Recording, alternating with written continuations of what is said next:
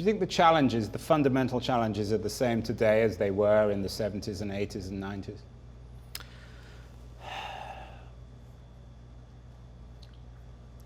They're probably similar, but I think what we're seeing now is that everything is getting so much more condensed and concentrated, and everything is accelerating so quickly, right? I mean, the world just moved slower, a long time ago. So for example, if you look at the movie business, obviously several decades of silent film, then sound came in, and then color, and then widescreen, and then surround sound, or stereo, and then surround sound, and then 3D, and the distances between, or the intervals between those get smaller and smaller and smaller, right?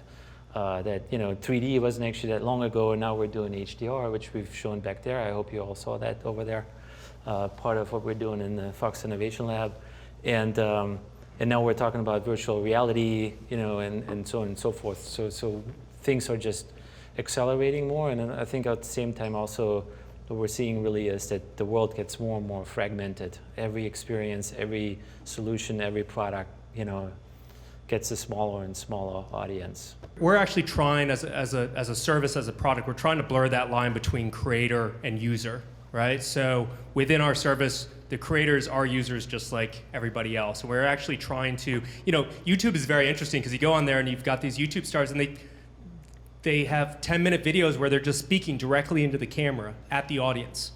You would never see that on NBC in prime time.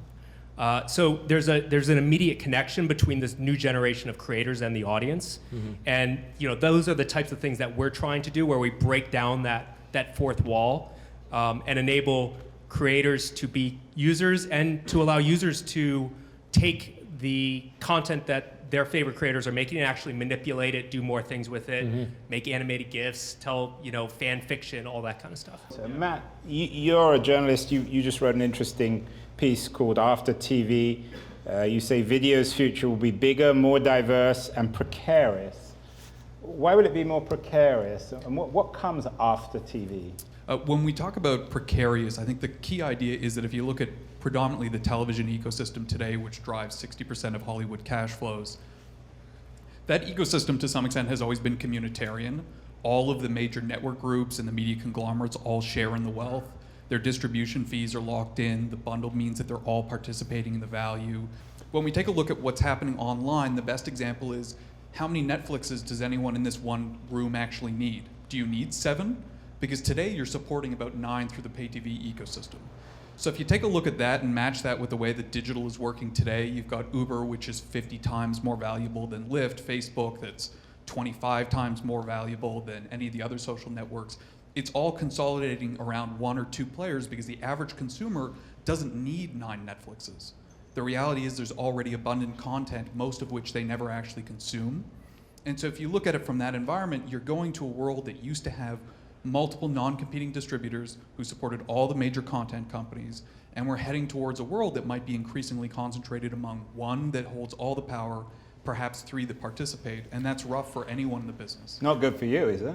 I actually think it's not good for anybody. I think that's the one thing about the internet that scares me to death. What, the winner-take-all market? That it creates monopolies. Search, there's only one, Google, right? Electronic retail, or online retail, Amazon. Social, Facebook. Online streaming. Well, it's still a little bit of a fight, I guess, between Netflix and Amazon Prime. We'll see where that comes out. But in general, I think that's something that I find really scary. We did well in a multi-faceted, multipolar world, and now we're moving into a direction where a lot of these things are being monopolized, and obviously, thank God we don't really see monopolization in distribution. We actually see the opposite. We see more and more fragmentation. Maybe in a specific window, there's maybe only 1 or 2, but even Netflix, yes, they kind of, and they don't really do that either, but everybody has the impression that they own the online streaming world, but they don't really, because there is iTunes, there is Amazon Prime, and there is HBO Go, and so forth.